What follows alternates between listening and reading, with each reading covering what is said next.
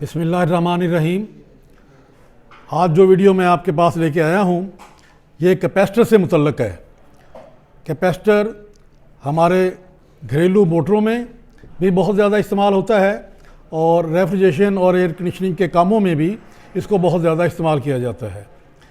इस कैपेसिटर का बुनियादी काम मोटर को ज़्यादा टार्क मुहैया करना होता है, ज़्यादा स्टार्टिंग टार्क मुहैया करना, ताकि कोई भी मोटर या कोई भी कंप्रेसर आसानी के साथ स्टार्ट हो सके।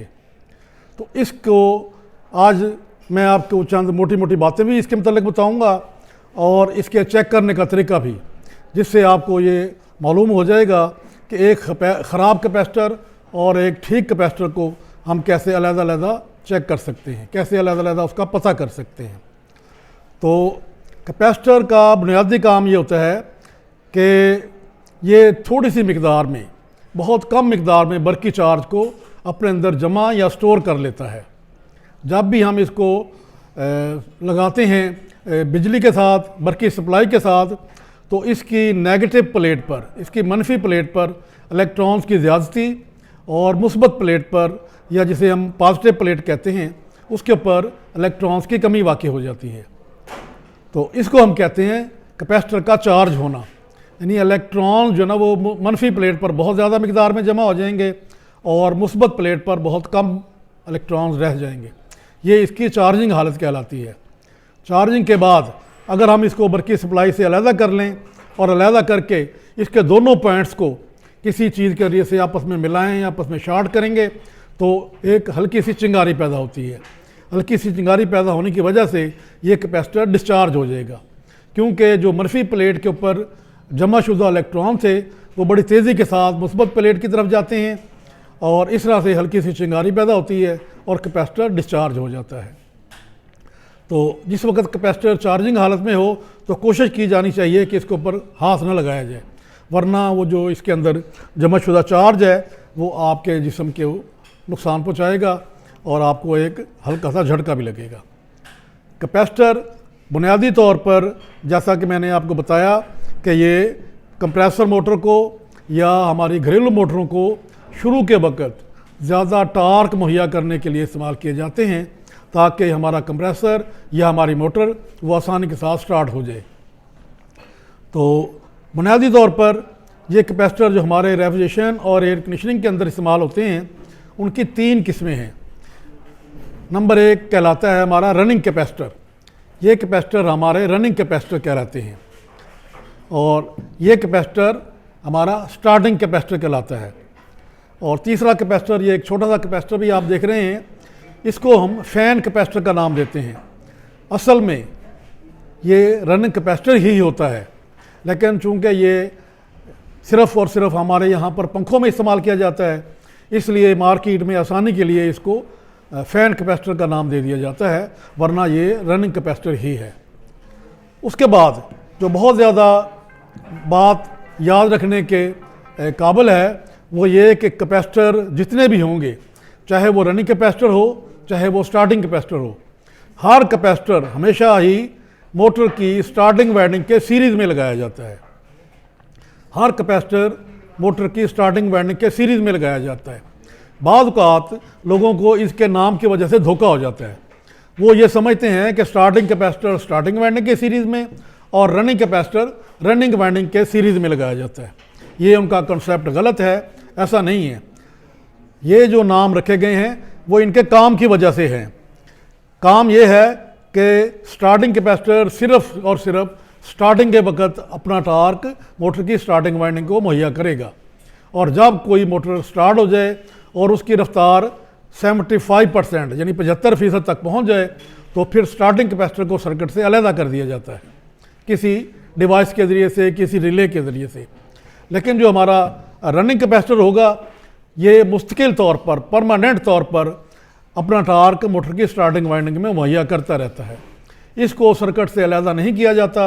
जब तक हमारी मोटर चलेगी, जब तक हमारा कंप्रेसर चलेगा, इसका टार्क भी कंप्रेसर के अंदर या मोटर के अंदर वो जाता रहेगा। इसलिए इसको हम रनिंग कैपेसिटर कहते हैं। तो बुनियादी तौर पर इन दोनों कैपेसिटरों को हमने स्टार्टिंग वाइंडिंग के सीरीज़ में लगाना होता है। इसको परमानेंट तौर पर और स्टार्टिंग कैपेसिटर को सिर्फ चंद सेकंड के लिए। जब हमारी मोटर की रफ्तार 75% तक पहुंच जाए तो 3 सेकंड के अंदर अंदर इसको सर्किट से अलहदा कर दिया जाएगा। उसके बाद जो दूसरी बात हमने चेक करनी होती है वो ये फैसला करना होता है कि जो कैपेसिटर हमारे सामने पड़े हैं ये ठीक हैं या नहीं, ताकि हम इनको इस्तेमाल कर सकें।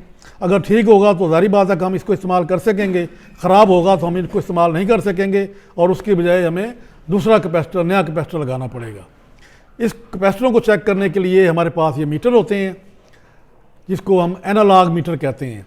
मल्टीमीटर, ओहम मीटर, एवोमीटर, ये इसके एक मीटर के ये 3 नाम हैं। ओहम मीटर भी कहते हैं इसको, मल्टीमीटर भी कहते हैं और एवोमीटर भी। इस मीटर के ज़रिए से हम इसको चेक करेंगे। ये जिसके अंदर ये सुई हो और सुई हरकत करके बताए, ये एनालॉग कहलाता है। और ये दूसरा जो होगा ये डिजिटल वो कहलाता है, हमारा डिजिटल मल्टीमीटर। ठीक है, तो हम इसको सबसे पहले इस मीटर के ज़रिए से, एनालॉग मीटर के ज़रिए से इसको चेक करेंगे।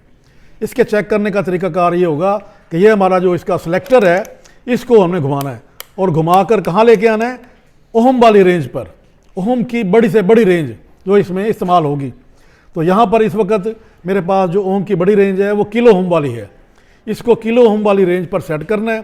सेट करने के बाद फिर इसकी दोनों तारों को आपस में मिलाकर देखना है।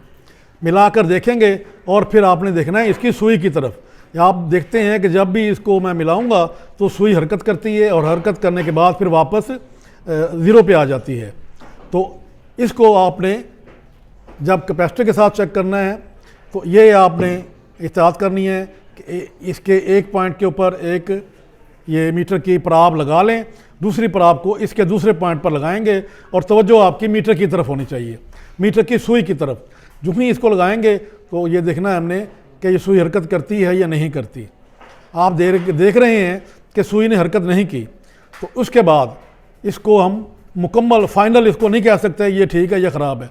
इसके बाद ये किया जाता है कि कैपेसिटर के टर्मिनलों को तब्दील कर दिया जाता है, यानी दाएं टर्मिनल बाएं की तरफ और बाएं टर्मिनल दाएं तरफ आ जाएगा।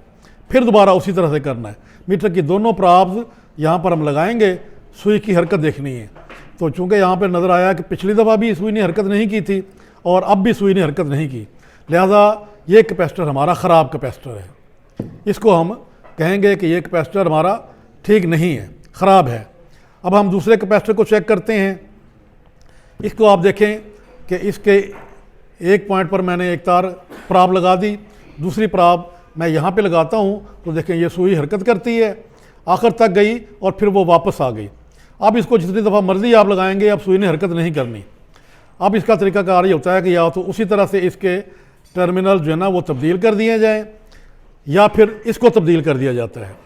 यानी ये पराब जो पहले आपने दाएं तरफ पकड़ी थी ये बाएं हाथ में ले लें और बाएं हाथ वाली पराब दाएं हाथ में ले लें, इसको फिर दोबारा लगाएं।